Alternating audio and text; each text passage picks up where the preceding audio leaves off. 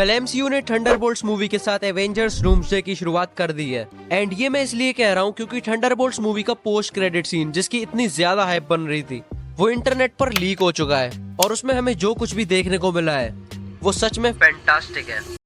सो आज की इस वीडियो में मैं तुम्हें थंडरबोल्ट्स मूवी का पोस्ट क्रेडिट सीन तो एक्सप्लेन करूंगा ही साथ उससे हमें क्या क्या थ्योरीज देखने को मिलती हैं ये भी बताऊंगा और क्या तुम्हें मूवी देखने जाना चाहिए इसके बारे में भी हम आगे बात करेंगे।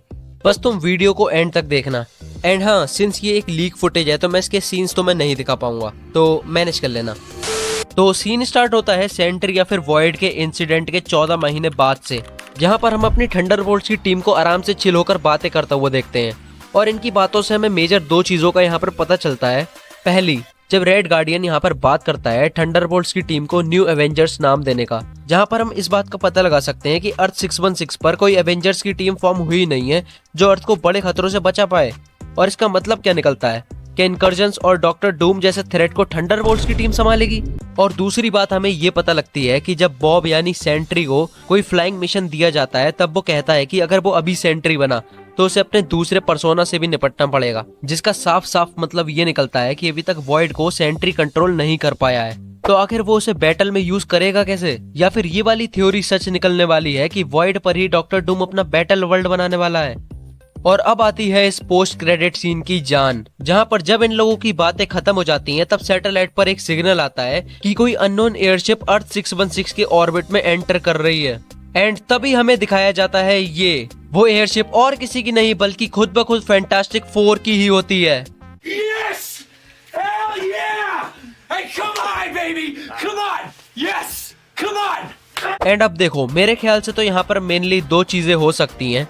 पहली, गैलेक्टस से लड़ते समय रीड की अर्थ यहाँ पर पूरी तरीके से डिस्ट्रॉय हो चुकी है और अपनी फैमिली को बचाने के लिए उसने समहाउ कैसे भी मैनेज कर लिया है एक ऐसा डिवाइस बनाने का जिससे कि वो दूसरे यूनिवर्स में दूसरी अर्थ पर जा सकता है। और हम फैंटास्टिक फोर के ट्रेलर्स में ये देख भी पा रहे थे कि रीड किसी डिवाइस पर वर्क कर रहा है।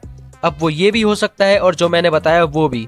और अब अगर तुम ध्यान से देखोगे तो फैंटास्टिक फोर के ट्रेलर में जो हमें स्पेसशिप दिखाई गई होती है वो इस पोस्ट क्रेडिट सीन में दिखाए हुए स्पेसशिप के बिल्कुल सिमिलर है। यानी कि ये तो कंफर्म होता है कि इसके अंदर रीड की ही फैमिली है। पर आखिर इस सब में डॉक्टर डूम कहाँ पर है? अगर वो फैंटास्टिक फोर के यूनिवर्स में और उनकी स्पेसशिप में नहीं है तो क्या वो पहले से ही अर्थ 616 में प्रेजेंट है? और या फिर हमें किसी डिफरेंट यूनिवर्स का ही डॉक्टर डूम देखने को मिलेगा? और अब दूसरी थ्योरी ये भी हो सकती है कि समहाउ रीड को पता चल चुका है इनकर्जन्स के बारे में और उसने कैसे भी करके एक डिवाइस बना लिया है जिसकी वजह से वो दूसरी यूनिवर्स में ट्रेवल कर सकता है। और अब वो निकल चुका है सभी यूनिवर्स के सभी अर्थ को वार्न करने के लिए इनकर्जन्स के बारे में। या फिर शायद रीड के अर्थ 616 पर आने से पहले कुछ हुआ ही ना हो और उसके यहाँ पर आने के बाद से इनकर्जन्स शुरू हुए हों। Well, at this point at this time कुछ भी हो सकता है, इनफाइनाइट पॉसिबिलिटीज हैं, पर जो भी होगा अच्छा ही होगा।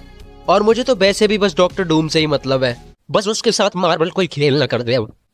हाँ, तो बस यही था हमारा आज का थंडरबोल्ट्स का पोस्ट क्रेडिट सीन, जिसमें इन लोगों ने फैंटास्टिक फोर की अर्थ 616 में एंट्री करवाई दी है। और अभी तो फैंटास्टिक फोर की खुद की मूवी भी आना बाकी है जिसमें अभी और भी ज्यादा चीजें रिवील होने वाली हैं।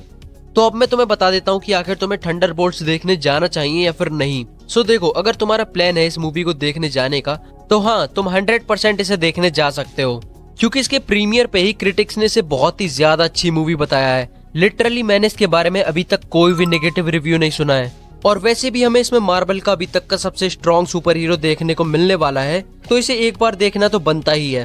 पर हाँ, मेरे लिए हमेशा थॉर ही सबसे ज्यादा स्ट्रॉन्ग है। सो आज की हमारी वीडियो यहीं पर ही खत्म होती है। और सॉरी, मैं तुम्हें ज्यादा थ्योरीज और ज्यादा डेप्थ में नहीं बता पाया, पर लॉन्ग वीडियो बनाने की मुझे ज्यादा आदत नहीं है तो हाँ, इतना ठीक ही है।